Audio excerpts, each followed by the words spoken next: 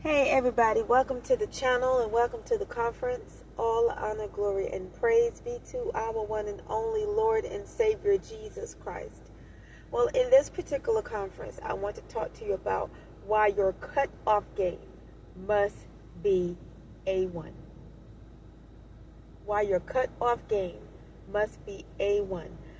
First and foremost, I personally feel that your cut-off game needs to be A1 because it will eliminate foolishness, folly. It will eliminate people that don't matter. It will eliminate drama in your lives that you don't need, and I'm sure you don't, perhaps you don't want. Who wants drama? Well, some people do, but if you are a very intelligent person and you are a decent person, drama will not be appealing to you. Your cut-off game must also be A1 because it will bring you peace of mind and give you peace, and that's priceless. It will give you insight, clarification, direction. Having a smooth cut-off game basically eliminates toxins from your lives, whether if that toxin be a person, a place, or a thing. The average person has probably been around, or I'm just going to say it's the way it's coming. The average person may have come up in a toxic environment or of some sort, or you've been around toxic people. Even if maybe you were introduced to toxic people when you entered the public school system, or if you enter a college environment, a workplace environment, a church environment. Let's see, what are the type of, maybe a hospital environment. Let's see. I can't really think of anything else right now, but I'm sure there are different types of environments out there where there's toxicity. And I feel like that your cutoff game needs to be A1. I feel like you need to say what you mean and mean what you say and stand on business. One thing that life will teach you is to stand on business and be about your business. And if you are a believer, first and foremost, be about the Father's business, and then your business and everything else can follow, because it's God first. And one thing that Father will give you is insight and perspective. And basically, you will be so functional that your spirit will automatically repel that which is dysfunctional. You will be so positive that your spirit will automatically repel that which is negative. You will be so intelligent that your spirit will automatically repel that which is ignorant. You will be so decent that your spirit will automatically repel that which is immoral. You will be so honest that your spirit will automatically repel that which is a lie. You will be so transparent as it pertains to your great character that your spirit will automatically repel that which is deceitful. You will be so sharp that your spirit will automatically reveal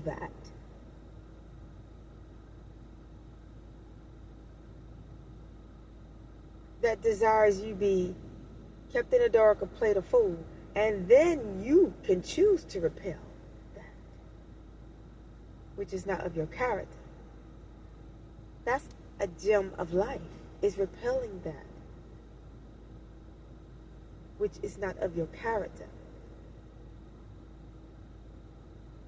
And when you repel something, then you can cut it off. I feel that the mistake that a lot of people make is that they give, I'll just say, people or individuals the benefit of the doubt. I personally feel that the first face that you see is who people are. And I think anything after that is a mask. I feel like that, and let me make my clarification. I'm not saying people cannot change, but this is what I'm saying. I feel like if they genuinely change, then I feel like the mask will fall off, and your spirit will be able to detect something genuine in theirs. But if the actions ever contradict the energy that you're reading, trust it. I wouldn't say put them on to the fact that you are on to them, but I would say put it on the shelf and watch. Keep your mouths closed and watch, because a devil can't fake it forever. And we live in a world now where people are just 100% fake, just all the way fake.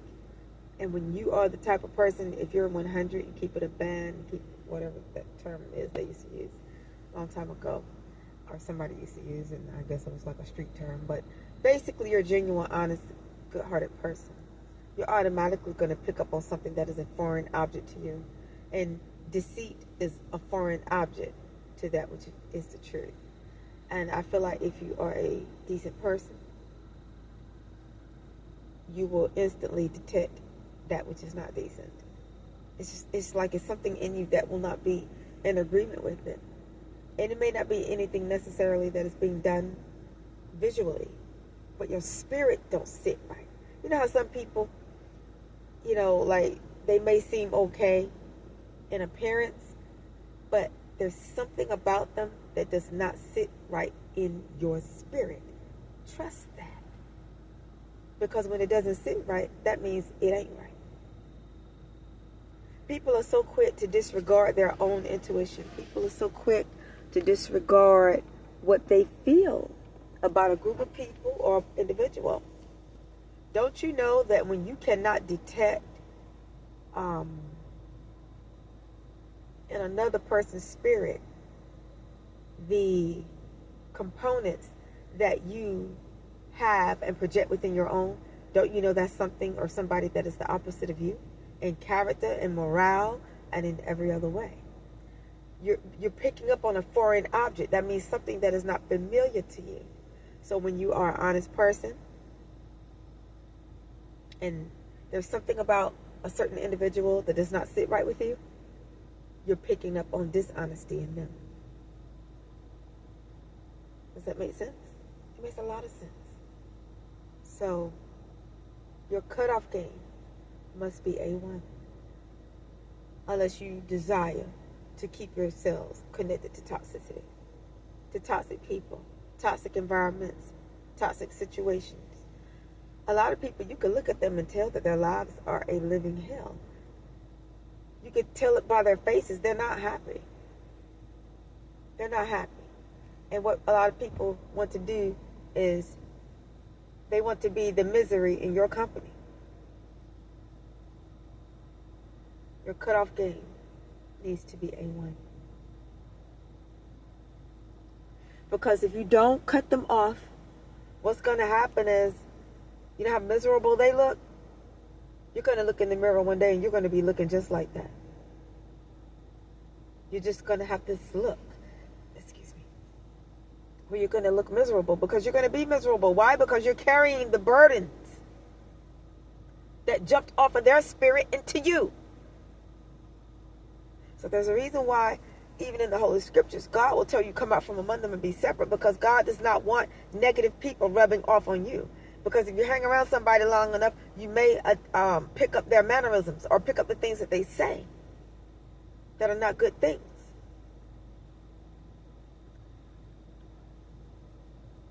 You ever been around people or seen people that were around people and they were one way until they started hanging with a certain individual? Let's just take somebody who never cursed, but then they started hanging around somebody who did. And before you know it, you heard curse words starting to come out of their mouth. See, that's the power of influence. A lot of times people don't feel like that other people can affect them that way. But it's like people have suggestive spirits, like suggesting spirits.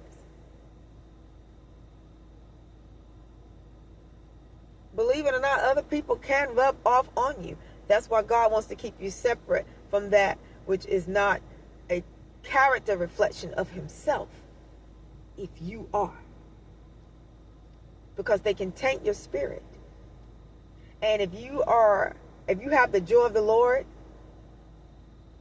and you're hanging around somebody that's miserable, I don't know how much more longer you think you're going to keep your joy.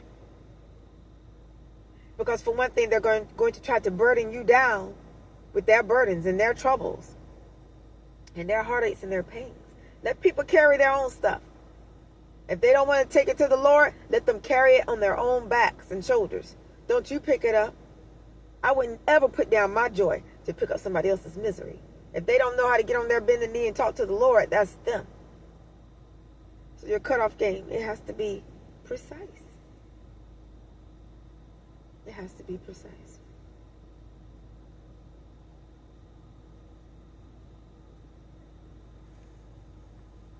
So pretty much, I believe that's all I have in my cup right now for anybody out there.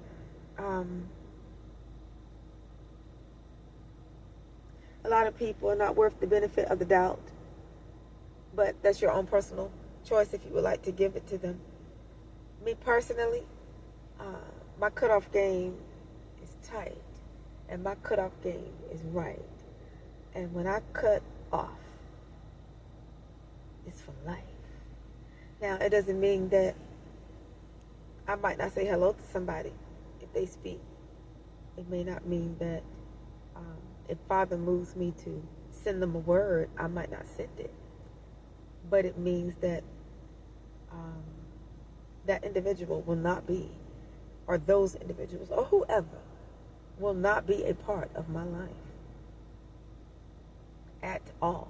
Not even a little bit. My cutoff game is right. Because I'm a no-nonsense type of person. And when you are a no-nonsense type of person, that means you don't put up with foolishness from other people. You have zero tolerance for foolishness. It means you have standards set for your life that you live by. It means that you have boundaries placed in your life that you don't allow anybody to cross.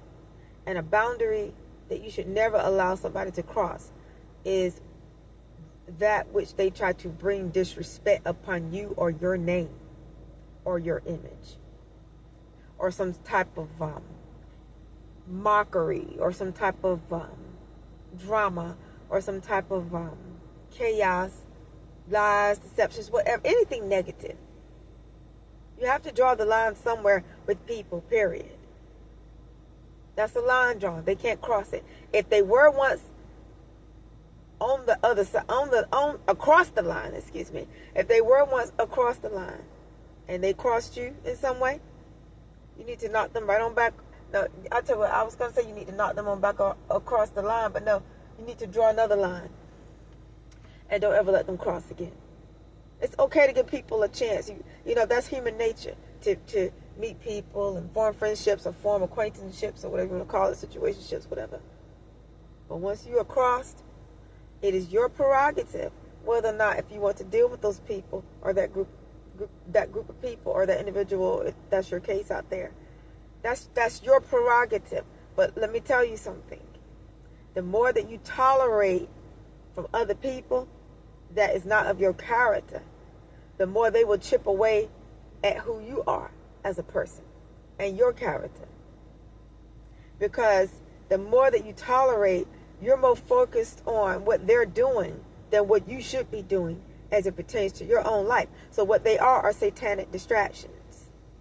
There's so many people out there, the people that you're bickering over, or maybe you're not bickering over, but the people that are trying to cross you, they are satanic distractions.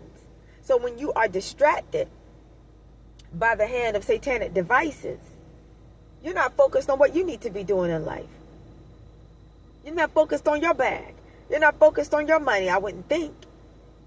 You're not focused on what you want to be your career. You're not focused on God. Why? Because you're so absorbed in this group of people or these individuals that don't mean you any good. Don't you know that when people don't respect you, they don't mean you any good? Don't you know that when people do negative things towards you, no matter what it is, it could be stealing, it could be coming to your homes just to see what you've got so that they can go run their mouths and try to compare what you have, what they have, or what somebody else have, or whatever. Don't you know a person like that? That's what you call a energy thief. That's a negative type of individual. Or if you around people that they want to always compare you to other people or try to brag off of other people around you, don't you know that's somebody that is jealous of you?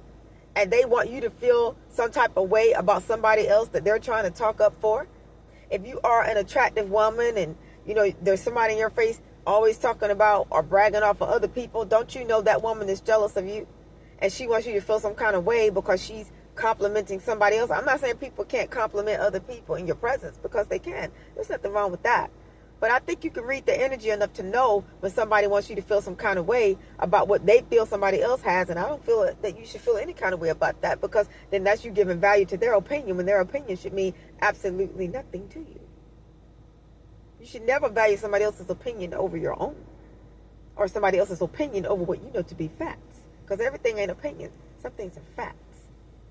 So you have to just look, let your cutoff game be A1, I would say.